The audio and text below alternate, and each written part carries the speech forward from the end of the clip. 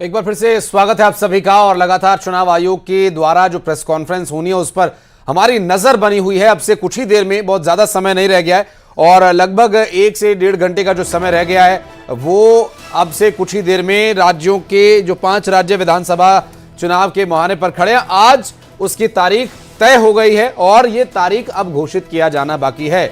News 18 Madhya Pradesh Chhattisgarh आपको लिए चलेगा उसी प्रेस कॉन्फ्रेंस में, जहां चुनाव आयोग ये बताएगा कि मध्य प्रदेश में कितनी तारीख से चुनाव होने हैं, कितने चरण में चुनाव होने हैं, परिणाम कब आएंगे, कितने पोलिंग बूथ होंगे, कितने पुरुष मतदाता, कितनी महिला मतदाता, ट्रांसजेंडर वोटर्स, नए वोटर्स, फर्स्ट टाइम वोटर्स कितने हैं और क्या कुछ व्यवस्थाएं यहां पर बुजुर्गों के लिए, दिव्यांगों के लिए की गई हैं चुनाव आयोग की तरफ से, और कैसे निष्पक्ष निष्प्रभावी चुनाव यहां पर हो सके, किसी के वोट को या मताधिकार को हनन ना किया जा सके उसका, और इसको प्रभावित ना किया जा सके बाहुबल से, धन बल से या किसी और छल से।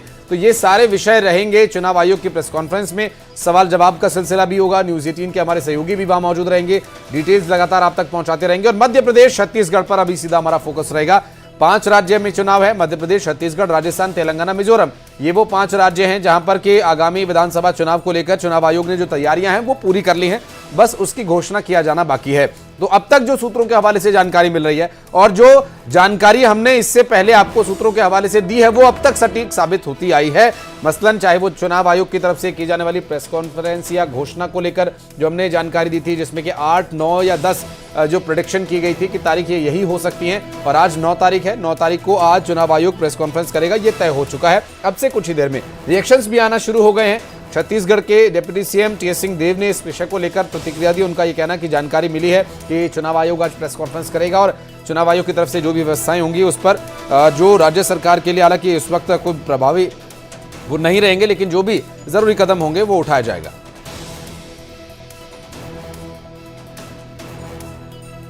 और लगातार बातचीत का सिलसिला हम कर रहे हैं। हमारे सहयोगी ललित भी हमारे साथ जुड़े हैं न्यूज रूम से, वासु चौरे हमारे साथ हैं, वासु चौरे हमारे साथ, सुशील पांडे हमारे सहयोगी इस वक्त दिल्ली से भी मौजूद हैं और बातचीत का सिलसिला आगे बढ़ाते हैं। सुशील, मैं आपके पास आता हूं और चूंकि बहुत ज्यादा समय नहीं रह गया है, लगभग 10:30 का समय तो हो गया है और अब से 1 या 1.5 घंटे बाद प्रेस कॉन्फ्रेंस होनी है। तैयारियां लगभग पूरी हो चुकी है प्रेस कॉन्फ्रेंस के लिए चुनाव आयोग की तरफ से। और जो नवाचारों का हम जिक्र कर रहे थे, नवाचार जो इस बार होंगे वो डिजिटली होंगे, क्या सिर्फ ये प्रचारकों या नेताओं के लिए होंगे या आम लोगों के लिए भी कुछ इसमें इंस्ट्रक्शंस हो सकती हैं?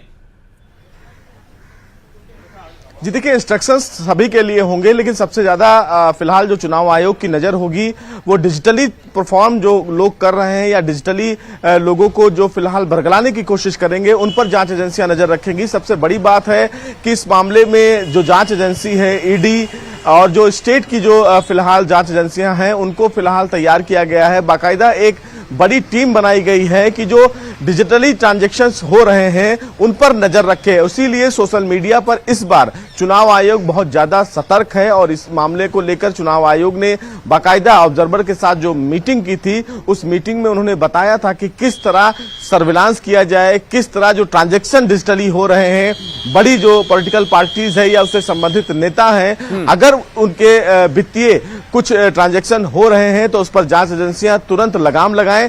सबसे महत्वपूर्ण बात है कि जितने भी जो अति संवेदनशील चेक पोस्ट हैं वहां पर बाकायदा है चुनाव आयोग ने, और ये भी कहा है कि जो भी फिलहाल एयरपोर्ट्स हैं वहां पर भी सघन नजर रखी जाए, क्योंकि एक राज्य से दूसरे राज्य में जो ट्रांजैक्शंस होते हैं उनको लेकर भी फिलहाल एक बाकायदा टीम बनाई गई है जांच एजेंसियों की, जिसको फिलहाल वहां के जो फिलहाल डीजीपी हैं यानी कि मध्य प्रदेश, राजस्थान और छत्तीसगढ़ के जो डीजीपी हैं उनकी जिम्मेदारी ये दी गई है, जिसमें केंद्रीय जांच एजेंसी के जो मुख्य ऑब्जर्वर होंगे वो उनकी रिपोर्ट करेंगे और ये बताएंगे कि किस तरह फिलहाल लगाम लगाया जाए। क्योंकि अब जो फॉर्मेट है चुनाव कराने को लेकर या लोगों को फायदा पहुंचाने को लेकर, उस पर जब से सुप्रीम कोर्ट की टिप्पणी आई है फ्रीवीज को लेकर, उसके बाद चुनाव आयोग और ज्यादा सतर्क हो गया है, क्योंकि कहीं ना कहीं तमाम राजनीतिक पार्टियों से जुड़े हुए कुछ ऐसे लोग हैं जो लोगों को फायदा पहुंचाने के लिए यानी कि वोट कास्ट करने के लिए जो प्रभाव है वो वोटर्स पर न पड़े, कोर्ट की भी नजर रहेगी। तो चुनाव आयोग भी इस पर पूरी तरह से सतर्क है। ललित हमारे साथ लगातार बने हुए। ललित, अब हमारी सहयोगी ममता रांझेवार भी रायपुर से हमारे साथ जुड़ गए। ममता, चुनाव आयोग अब से कुछ ही देर में प्रेस कॉन्फ्रेंस करने वाला है, क्या बदलाव, क्या रिएक्शंस, क्या अपडेट मिल पा रहे हैं? रायपुर में किस तरह की गहमा गहमी है? अगर हम बात करें तो चुनाव आयोग की प्रेस कॉन्फ्रेंस के साथ ही आचार संहिता लग जाएगी और जाहिर तौर पर आचार संहिता लगते ही तमाम जो लगदग है जो मंत्रियों विधायकों के पास जो होती है उस पर भी एक तरह से कहे कि रोक लग जाती है। और यही वजह है कि सबसे पहला रिएक्शन ये पता चल रहा है कि मोटार गैरेज जो है वो उसने तमाम मंत्री और विधायकों को से जो है उनकी जो गाड़ियां हैं जो सरकारी गाड़ियां हैं वो वापस बुलाई जा रही है। मतलब आचार संहिता के अंतर्गत जितनी चीजें पे कटौती की जा सकती है उस कटौती की शुरुआत को लेकर पहला कदम ये उठाया गया है कि मैसेज भेज दिया गया है कि आपकी गाड़ियां जो है वो वापस भेज दी जाए। यानी कि आचार संहिता जैसे ही लगेगी उसके साथ ही गाड़ियां जो है वापस चली जाएंगी। दूसरी तरफ अगर हम बात करें तो उसके चुनावी तैयारियों को लेकर अगर हम बात करें तो एक बीजेपी और आप पार्टी ने अपने प्रत्याशियों पहली लिस्ट जारी की है, आपने दूसरी लिस्ट जारी की है, बीजेपी ने एक लिस्ट जारी की है। कांग्रेस पार्टी से भी कभी बिल्कुल भी प्रत्याशियों की लिस्ट जारी नहीं हुई है, लेकिन ये जरूर है कि आज जो है वो बैठक है और बैठक के बाद में ये देखना होगा कि पितृपक्ष खत्म होने का इंतजार किया जाता है। नवरात्रि के पहले सप्ताह में जो है वो नामों की घोषणा प्रत्याशियों के नामों की घोषणा की जाती है या फिर जो है वो कल जो है वो नामों की घोषणा की जा सके। दूसरी तरफ अगर हम बात करें तो तीनों ही पार्टियों का कहना है गैराज में सरकारी वाहन वापस बुलाए जा रहे हैं। मतलब जो दंदनाती गनगनाती और जो वीआईपी जो लाल बत्तियां लैस थी वो अब नजर नहीं आएंगी।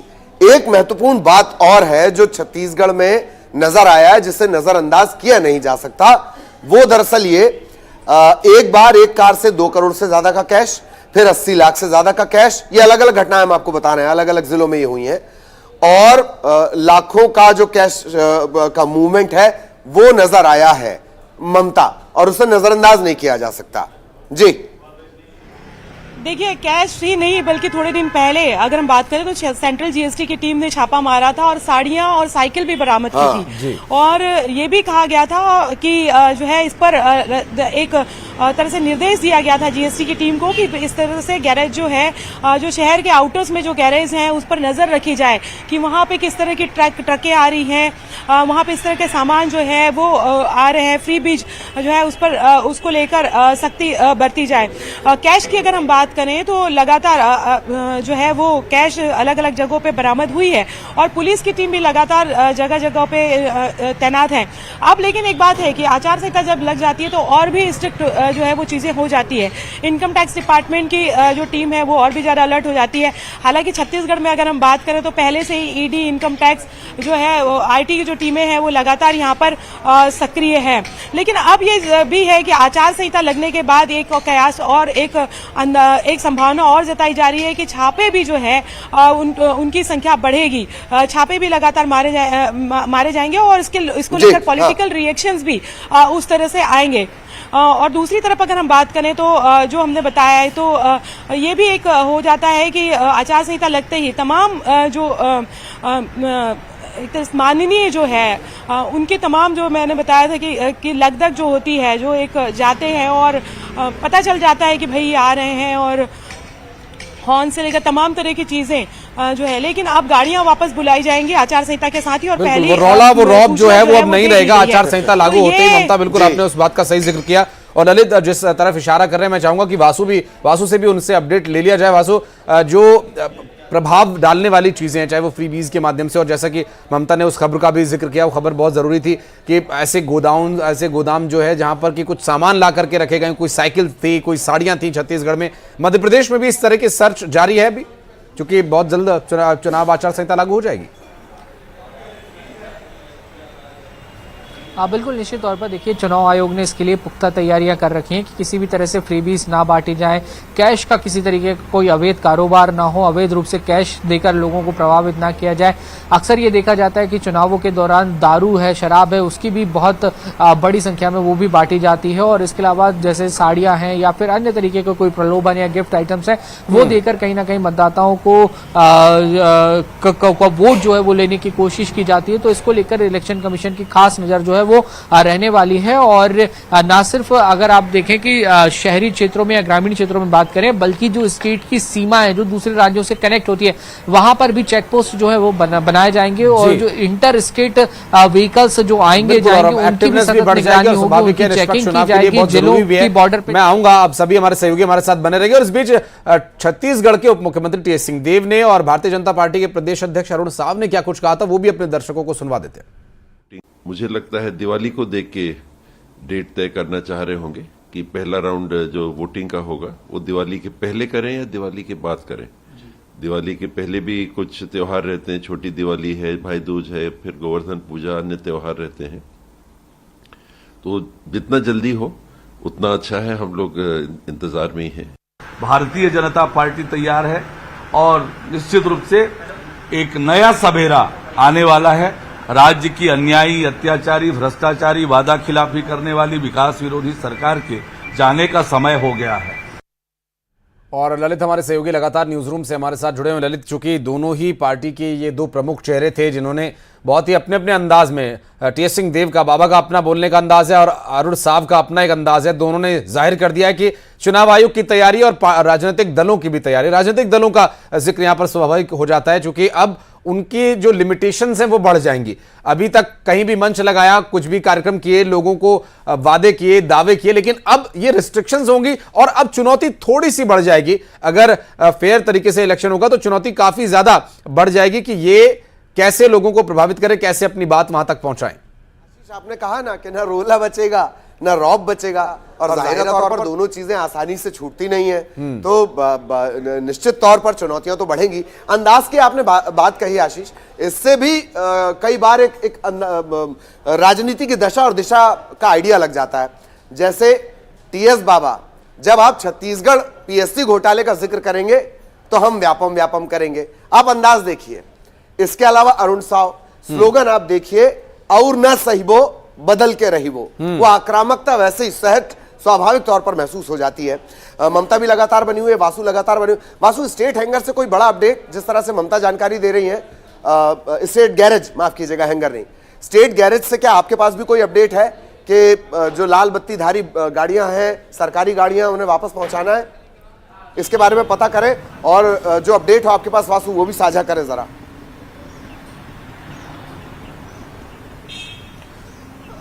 देखिए ललित जी, बिल्कुल देखिए, जब मॉडल कोड ऑफ कंडक्ट लागू हो जाता है तो ये तमाम जो सुविधाएं हैं जो मंत्रियों को या नेताओं को दी जाती हैं वो उसका वापस लेने का जो सिलसिला है वो शुरू हो जाता है। हालांकि मध्य प्रदेश में अभी फिलहाल इस तरीके की कोई बात नहीं निकलकर सामने आई है, लेकिन जल्द ही इसको लेकर जो अपडेट है वो सामने आ सकता है। हो सकता है कि तमाम जो सरकारी एजेंसियां हैं वो इस बात का इंतजार कर रही हों कि मॉडल कोड ऑफ कंडक्ट एक बार लग जाए और चुनाव आयोग की ओर से तमाम सारी जो जानकारियां हैं और चुनाव को लेकर जो दशा दिशा है उसको स्पष्ट कर दिया जाए और उसके बाद कुछ फैसला जो है वो लिया जा सकेगा। लेकिन तैयारियां जो है वो पुख्ता हैं क्योंकि सभी लोग लगभग जो संभावित चीजें हैं उससे भलीभांति वाकिफ हैं और उसके मद्देनजर तमाम विभागों ने, अधिकारियों ने और जो एजेंसियां हैं उन्होंने पहले से ही जो अपनी तैयारियां वो पूरी कर ली थी। कई राउंड में जो कर्मचारी हैं उनको ट्रेनिंग देने का भी काम जो है वो किया जा चुका है और ये भी सुनिश्चित करने का काम जो है किया जा चुका है कि किस तरीके से इलेक्शन के दौरान तमाम व्यवस्थाओं को लेकर जो डिप्लॉयमेंट है कर्मचारियों का, शासकीय कर्मचारियों का, वो किया जाएगा। क्योंकि चुनावी तैयारियों को लेकर जब मध्य प्रदेश में लगातार 4-5 दिन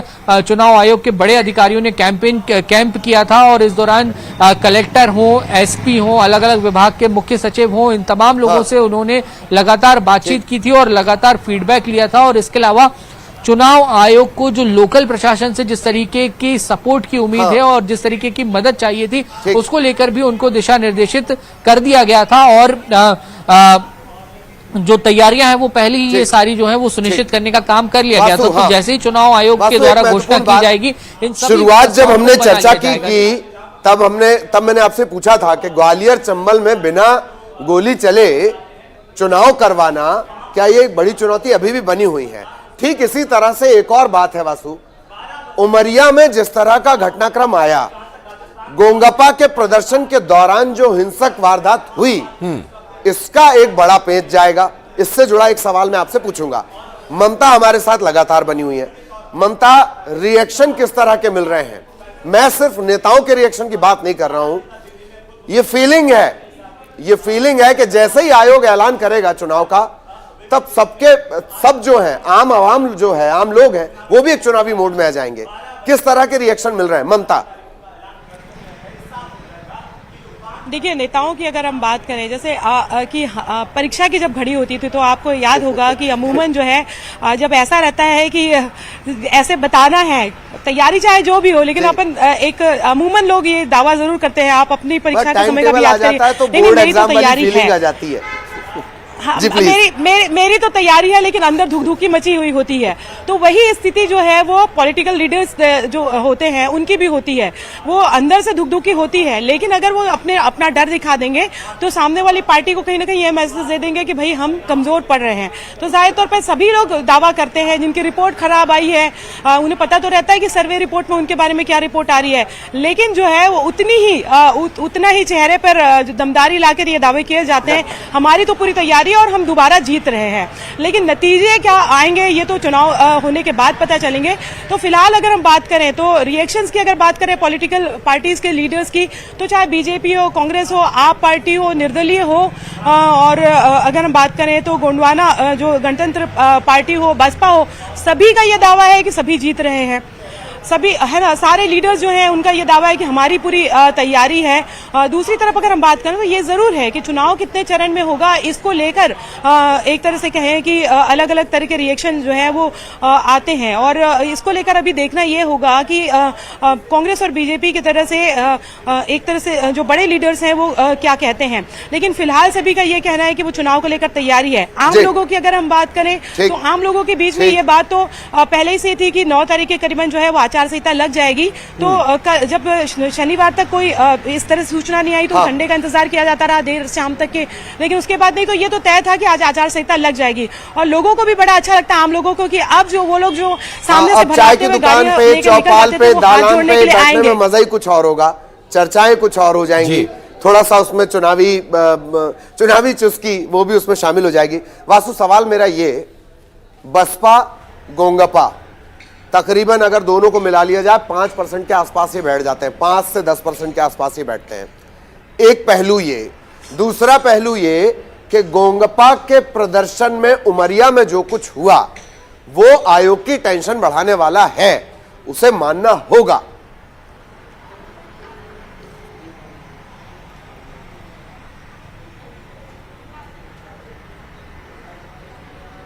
वासु, आपको आवाज मिल पा रही है? लगता है वासु तक आवाज नहीं जा रही। मैं सुशील से एक जरूर सवाल इस पर लेना चाहूंगा। ये इससे थोड़ा सा अलग है सुशील, क्योंकि जो सिस्टम है, जो मशीनरी है वो काम करेगी।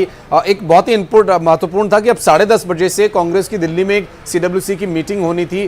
एक जो बैठक है उस बैठक में सब कुछ तय होना है। अब चूंकि जो पितृपक्ष है वो खत्म होगा और उससे पहले ही एक मॉडल कोड ऑफ कंडक्ट भी लागू हो जाएगा, तो ये कितना प्रभाव डालेगा कांग्रेस पार्टी की रणनीति पर, कितना प्रभावी होगा? और मीटिंग को लेकर भी कोई अपडेट मिले तो बताइएगा सुशील।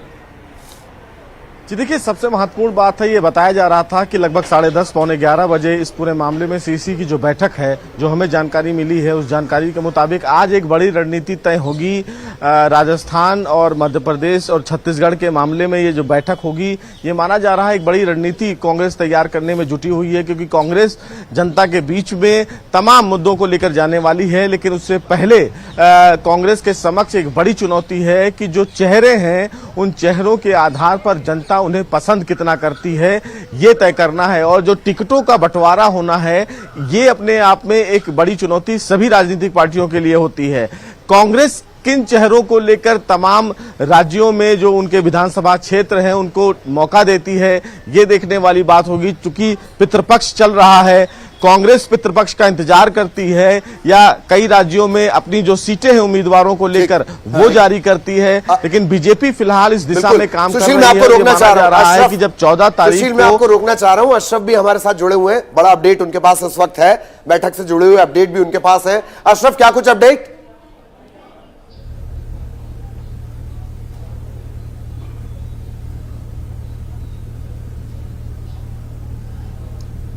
अशरफ, आपको आवाज मिल पा रही है? आप मुझे सुन पा रहे हैं? जी बैठक को लेकर अपडेट, जी बैठक को लेकर अपडेट दीजिए। जी सवाल दोहराइए। बैठक को लेकर अपडेट, जो CWC की बैठक होनी थी कांग्रेस पार्टी की, उसके बारे में कोई इनपुट मिल पा रहा है क्या?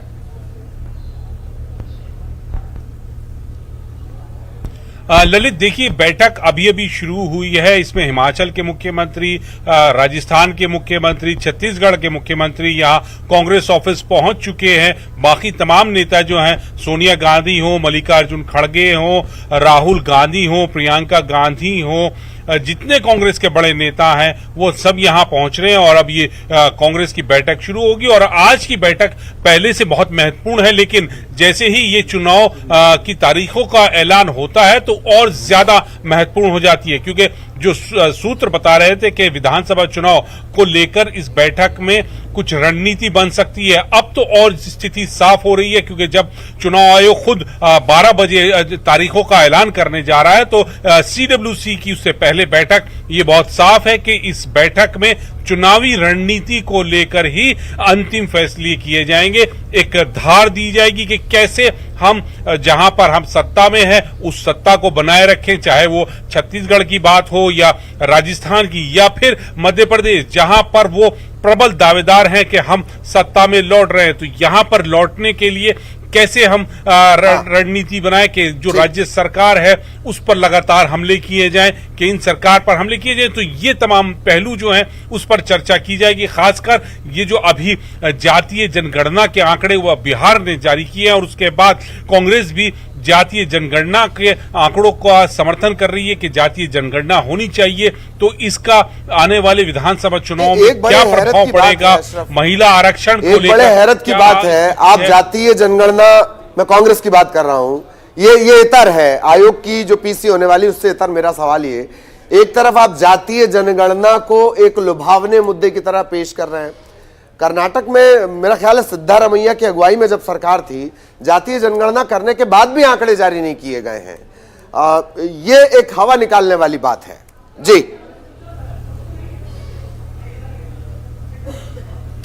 बिल्कुल बिल्कुल ललित, जो आप कह रहे हैं बात वही है कि यहाँ देखिए, जितने राजनीतिक दल होते हैं उनका अपना स्वार्थ होता है, अपने हित होते हैं।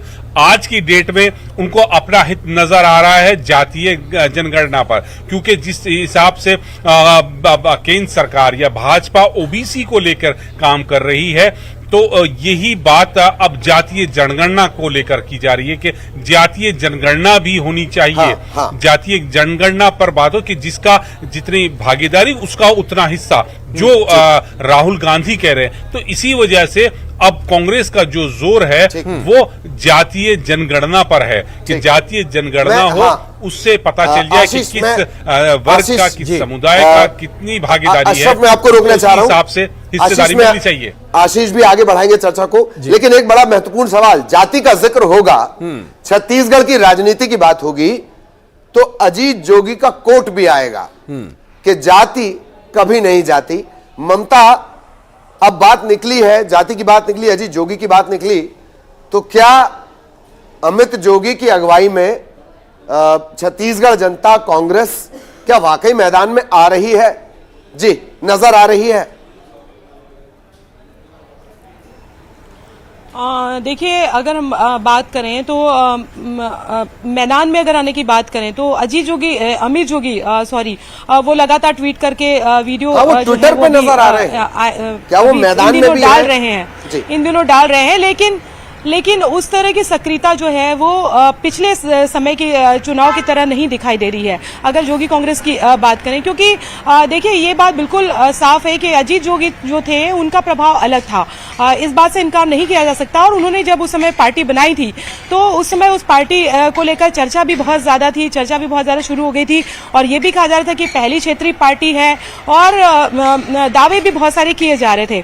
तो अभी फिलहाल अगर हम बात करें तो मुख्य रूप से अगर मैदान में अगर हम देखें तो बीजेपी, कांग्रेस और आप और गोंडवाना गणतंत्र जो है वो है, और इसके साथ ही बसपा और उसके बाद और उसके साथ ही जोगी कांग्रेस की बात करें। लेकिन प्रमुख रूप से अगर बात करें तो बहुत ज्यादा अगर सक्रिय अगर कोई दिखाई दे रही है पार्टी तो बीजेपी, कांग्रेस और आप पार्टी दिखाई दे रही है। दूसरी तरफ अगर हम बात करें तो सबसे जब चुनावी बात होती है, विधानसभा चुनाव की बात हो चाहे लोकसभा चुनाव की बात हो, तो बस्तर और सरगुजा का जिक्र जो है वो इस बात के के लिए भी खासतौर पे किया जाता है कि जो जीत की जो चाबी है वो बस्तर से खुलती है, दरवाजा जो है वो वहां से खुलता है। तो यही जाहिर तौर पे दोनों ही पार्टियों ने अपना बहुत ज्यादा जोर लगा दिया है। तो बस्तर और सरगुजा का जब जोर लगा है तो गोंडवाना गणतंत्र पार्टी और बसपा, अगर हम बात करें तो दोनों ही जो पार्टियां हैं इनका इंपॉर्टेंस इसलिए बढ़ जाता है कि आदिवासी और एससी वोट जो है इन दोनों पार्टियों के पास है। तो ऐसे में देखना ये होगा कि इससे